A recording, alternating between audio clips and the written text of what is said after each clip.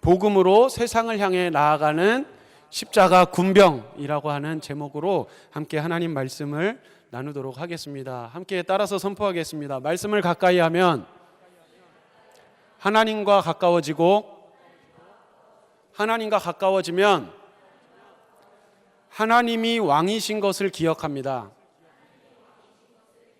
네, 우리는 신앙생활은 하나님이 왕이신 것을 기억하는 그런 삶입니다.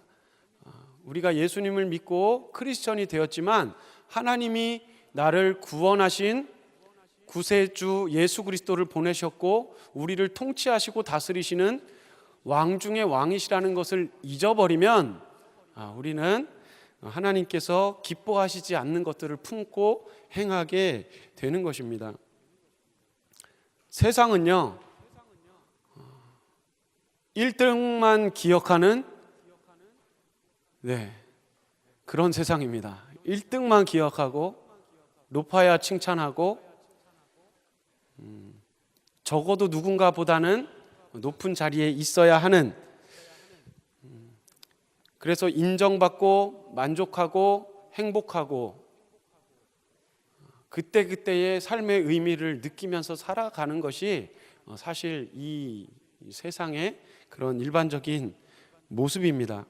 우리도 그 세상 속에서 살아가고 있고, 그렇다면 우리는 하나님의 백성으로서, 하나님의 자녀로서 그 땅 속에 살아가면서 우리는 신앙을 하는 것이 어떤 의미가 있고 어떻게 살아야 하고 우리가 무엇을 기억해야 하는지, 그것을 우리가 다 아는 얘기지만 그러나 다시 한번 분명히 기억하기 위해서 함께 나누도록 하겠습니다.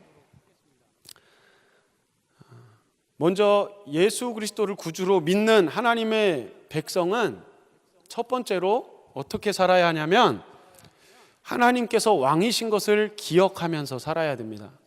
하나님이 왕이신 것을 기억해야 한다.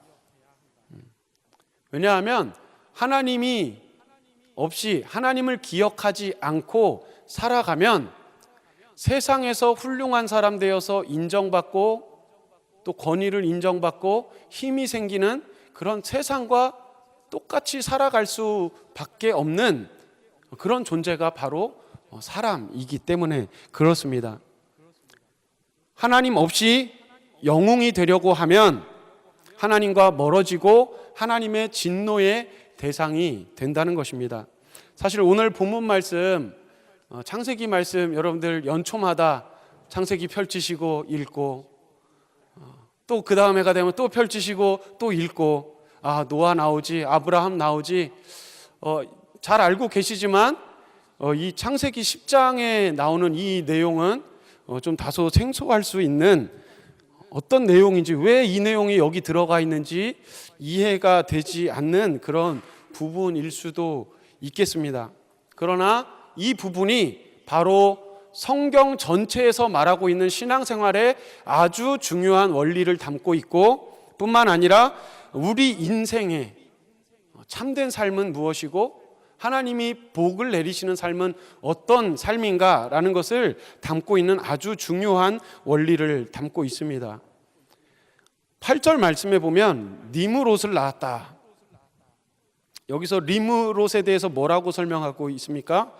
용사라, 그리고 여호와 앞에서 용감한 사냥꾼이다.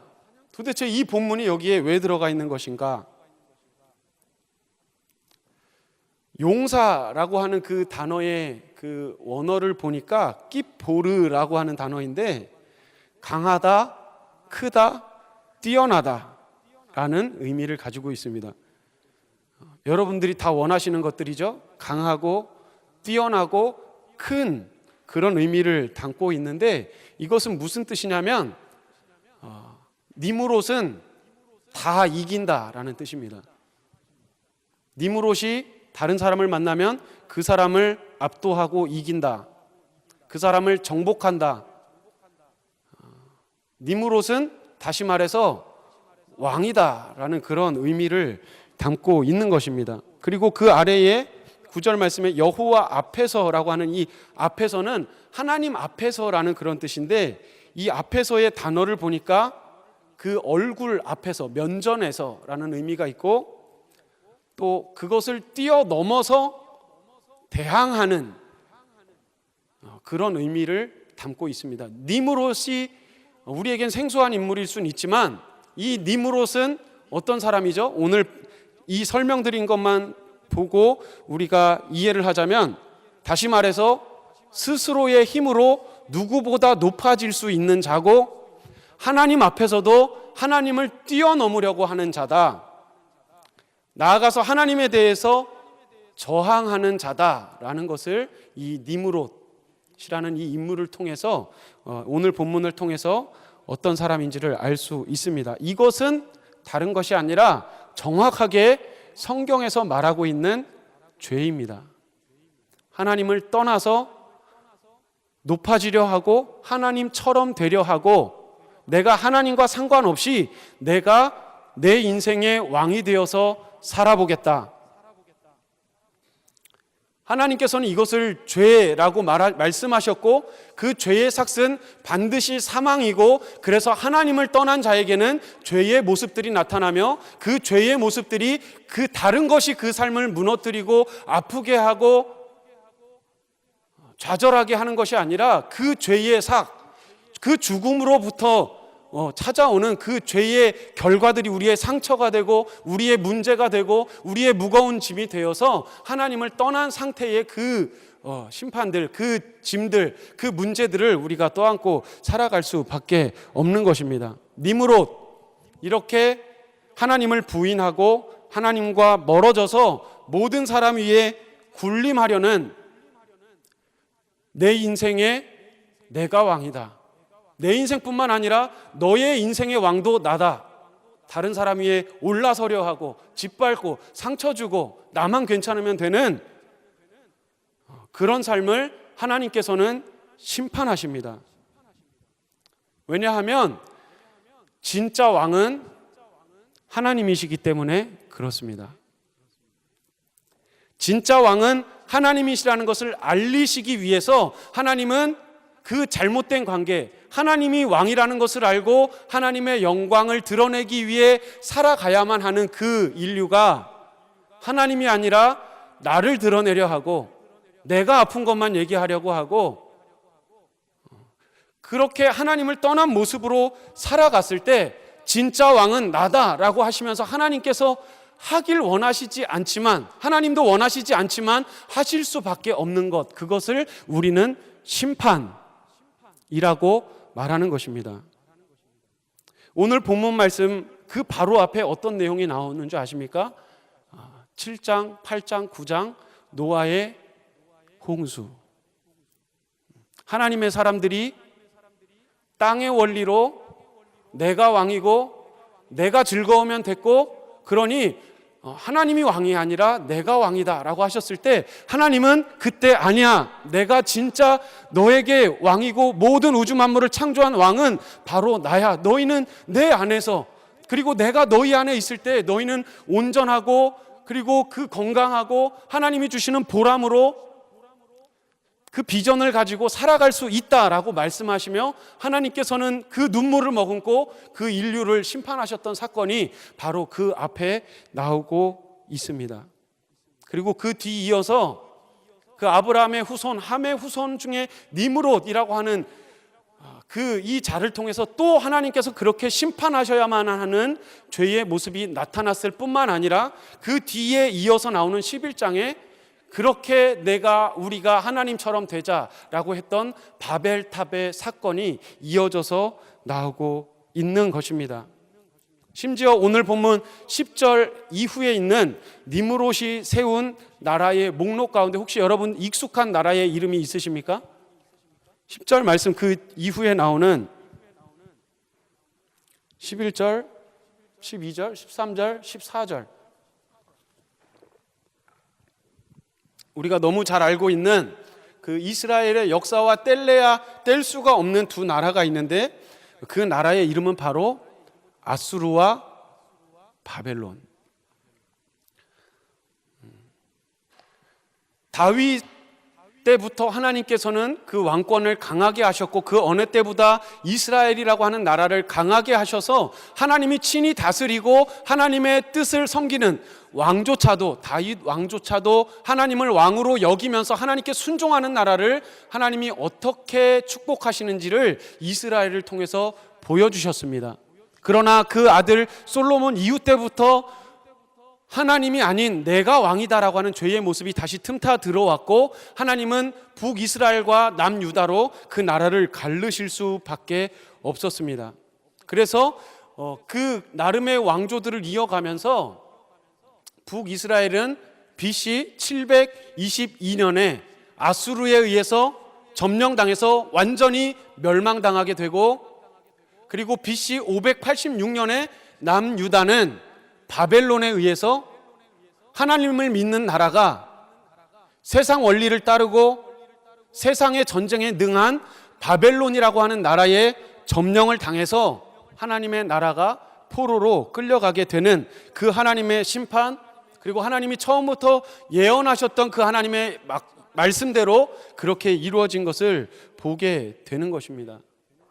이것은 단순한 역사 같지만, 그리고 모든 나라는 흥왕했다가 역사 속으로 사라지는 이 원리 속에서 우리는 무엇을 바라봐야 하냐면, 모든 나라들은 나타났다 사라지고 강대했다가도 약해지고, 그렇지만 그 모든 역사 속에서 오직 그 모든 것을 다스리시고 섭리하시는 이 우주 만물의 유일하신 참되신 왕은 단 한 분, 모든 것을 창조하신 하나님 한 분뿐이라는 사실을 우리는 반드시 기억해야 할 것입니다. 이것을 기억하는 자, 이것을 기억하며 참되신 왕을 따라 순종하며 살아가는 자를 하나님의 백성으로 인정해 주시는 것이고, 그것을 잊고 살아가는 자에게 하나님이 하실 수밖에 없는 것을 심판이라는 것을 오늘 본문 말씀과 성경 전체에서 이야기를 하고 있는 것입니다.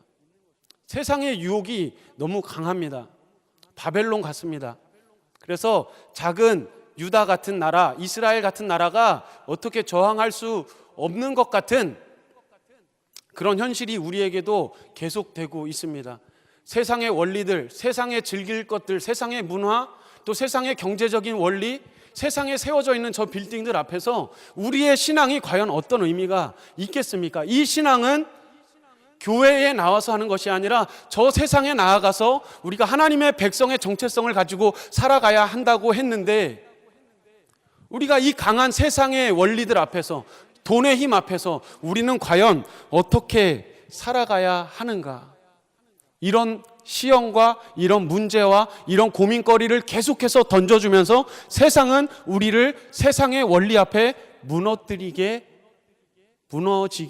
계속해서 유혹하고 있다는 것입니다. 우리는 하나님의 백성인데 하나님의 백성이 아닌 것처럼 살아가게 하려고,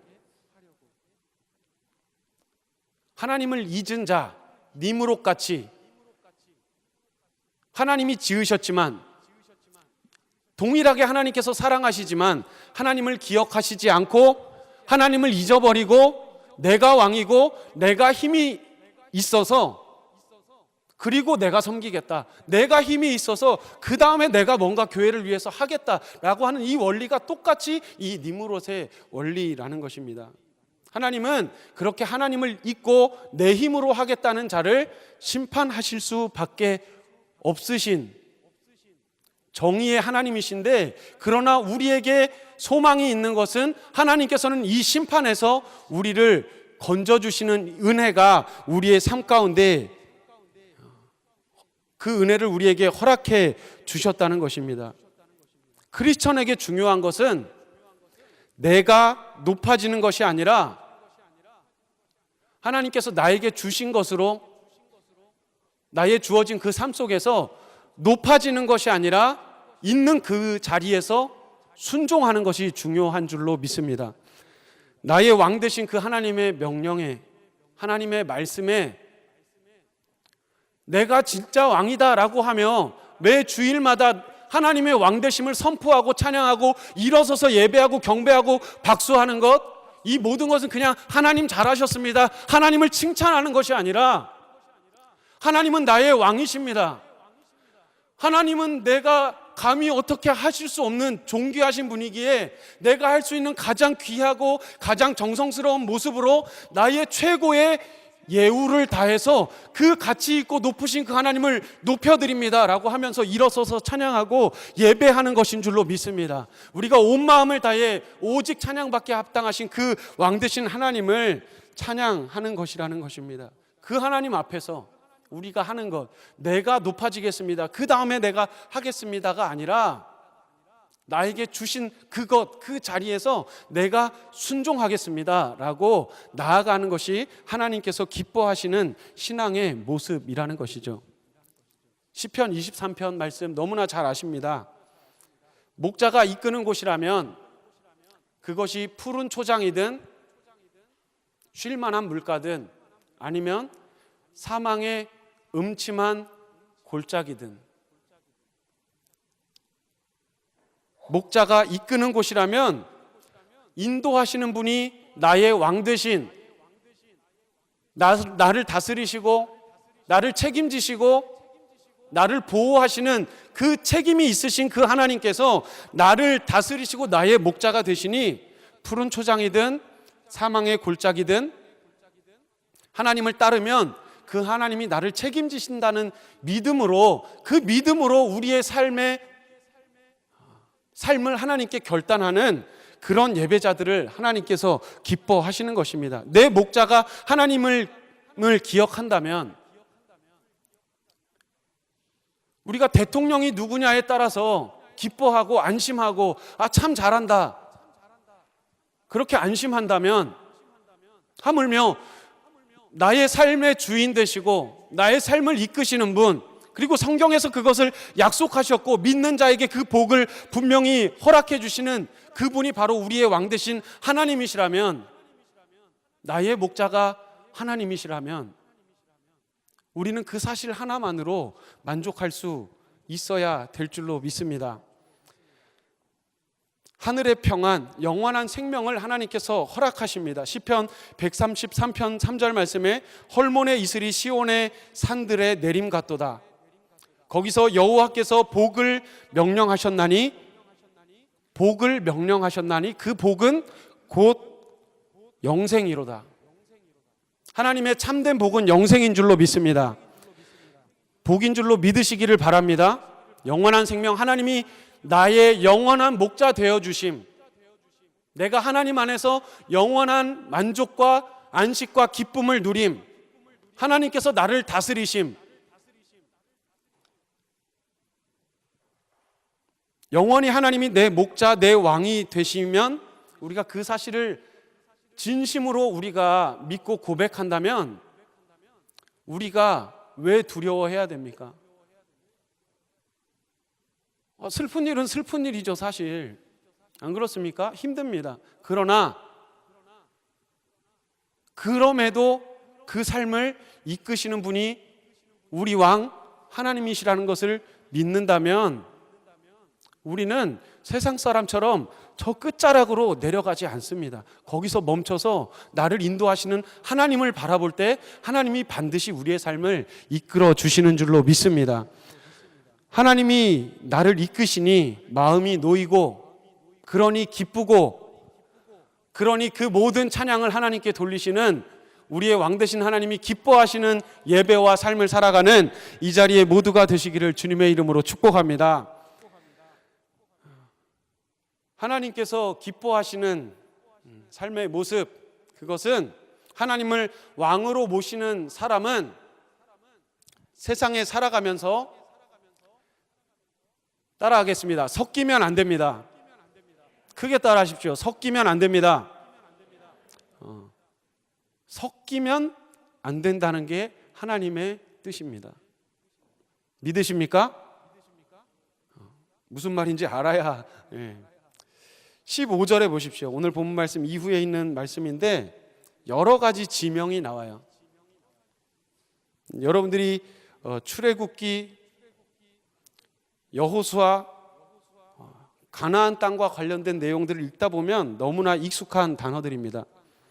지명의 이름인데 시돈, 헷, 여부스, 아모리, 기르가스, 히위, 신, 하맛, 이 모든 이 명칭들은 가나안에 있는 족속의 이름들입니다. 가나안이 어떤 땅입니까? 이스라엘 백성이 400년간 종살이를 하던 애굽에서 하나님이 꺼내주셔서 40년간 광야 생활을 하다가 이젠 내가 나의 뜻을 따르고 내가 친히 다스리는 내가 왕인 나라를 만들겠다. 그리고 너희에게 법을 주고 너희에게 백성을 주고 너희에게 땅을 주겠다라고 하시면서 하나님께서 약속하신 젖과 꿀이 흐르는 그곳이 바로 가나안 땅, 지금 이스라엘이라고 하는 나라가 세워진 그 팔레스타인 지방, 그 지역입니다. 그런데 이 상황은 창세기입니다. 아직 그 출애굽기가 일어나려면 아직 먼 그런 상황인데, 이 니므롯이라고 하는 이 사건에 뒤이어서 이 니므롯이 세웠던 그 나라들, 영향받았던 나라들이 어떤 나라냐, 어떤 땅이냐? 그건 바로 가나안 땅이다. 이 가나안 땅에 이 족속들의 특징이 있습니다. 그것은 무엇이냐면 모조리 우상을 섬기고 모조리 사람의 뜻과 사람의 방법과 사람의 힘의 원리를 따라서 죽고 죽이고 그런 역사를 거듭하면서 사람의 정점에 서 있는 왕, 우상을 섬기고 사람의 힘으로 세운 왕이 있는 그런 공통점을 이 가나안 족속들이 갖고 있습니다. 그리고 공통점, 하나님을 멀리했다. 왜냐하면 우상을 섬겼기 때문입니다. 하나님은 모세 시대에 세상의 힘을 상징하는 애굽, 거기에서 하나님이 꺼내주신 거예요. 너희는 그렇게 세상의 힘을 따라 왕을 세우는 그런 민족이 아니다. 너희는 친히 내가 여호와 하나님이 다스리는 왕 같은 제사장, 거룩한 나라, 하나님의 소유된 백성이다라고 그 정체성을 이스라엘 백성에게 부여하시면서 그 원리에서, 그 애굽에서, 그 바벨론에서, 그 아수르에서 하나님이 꺼내신 겁니다. 그리고 내가 다시 나의 뜻으로 다스려지는 나라를 세우겠다. 나와라. 그 애굽의 원리를 따라 섞이면 안 된다. 너희는 종이 아니다. 너희는 시키는 것만 하는 그런 존재가 아니다. 너희는 자유인이다. 사람이 판단하는 대로 너희는 억눌리고 상처받고 피해의식 갖고 그런 존재가 아니다. 그것을 일깨워 주시기 위해서 하나님은 거기서 나오라고 하십니다. 그리고 가나안 땅으로 보내시죠. 그리고 여호수아 세대가, 모세 이후에 여호수아 세대가 그곳에 정착하면서 모든 가나안 족속을 어떻게 했습니까? 그들을 전도해서, 그들을 하나님 믿게 해서 같이 하나님을 잘 섬기며 살라고 하나님께서 말씀하신 것이 아니라 우리의 관점에서는 이해가 되지 않습니다. 그 우상을 섬기는 족속과 관련된 것은 그 왕과 그 모든 사람들과 그 물건과 가축까지도 하나도 남김없이 다 멸절하여라. 하나도 남겨두지 말고 없애버려야 한다. 너희가 그 가나안 땅에 들어가서 생활할 때 그 가나안과 관련된 문화들, 가나안과 관련된 영향받는 모든 것들을 하나도 남김없이 다 없애버려야 한다. 섞이면 안 된다 라고 하나님께서는 이스라엘 백성에게 말씀하셨습니다. 따르는 자도 있었지만 결국은 실패를 했죠. 그래서 이스라엘의 역사, 왕이 세워지고 분열하고 포로기를 겪는 그 모든 사건이 다 뭐와 관련된 일이냐면 그 이방 문화와 이방 우상들, 그것과 씨름하면서 맨날 하나님한테 혼나고 잘못했습니다, 잘하겠습니다, 또 혼나고 선지자들을 보내시고 이런 역사가 계속해서 반복되고 있는 것입니다. 오늘 이 짧은 몇 구절 말씀을 우리는 읽었지만 이 내용이 성경 전체를 흐르고 있고, 하나님은 그 세상을 따르는, 하나님이 심판하실 수밖에 없는 하나님을 부인하고 자기의 힘을 믿고 세상의 원리가 전부다, 내가 영향을 받는 것은 실제로는 나는 그냥 세상을 따라 살아갈 수밖에 없습니다. 어떻게 해야 됩니까? 그렇게 하나님을 믿으며 살아가지 못하는 자에게 행하실 수밖에 없는 그 심판, 거기에서 하나님은 우리를 건지시길 원한다고 하나님은 오늘 말씀을 통해서 우리에게 알려주시는 것입니다. 따라하겠습니다. 하나님의 백성은 섞이면 안 됩니다. 섞이면 안 됩니다. 오히려 복음으로 세상을 장악해야 됩니다. 복음으로 세상을 장악해야 됩니다. 복음으로 세상을 장악한다는 것은 이 땅에 복음으로 오신 예수님의 모습을 닮아 살아야 한다는 것입니다. 복음의 능력으로 세상을 정복해서 세상을 내 앞에 꿇게 하는 게 아니라 예수님처럼 세상에서 복음으로 사는 것, 이것이 복음으로 세상을 장악하는 방법입니다. 한 통계를 본 적이 있습니다. 소위 이 사회에 파워 집단이라고 하는 그 힘이 있는 그 계층이 있다라는 거예요. 국회, 정치, 판검사, 변호사, 의사, 교수, 기업인, 요즘에 또 뭐가 있을까요? 연예인, 그렇게 힘 있는 그런 사람들, 그 파워